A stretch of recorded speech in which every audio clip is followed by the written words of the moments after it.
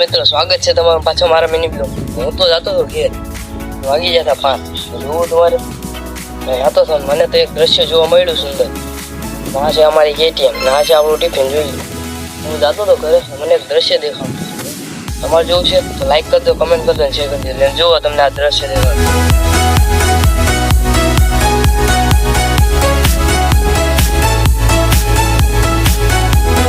તો જો આ સનસેટ જોતા જ કેવું મન ખુશ થઈ જાય.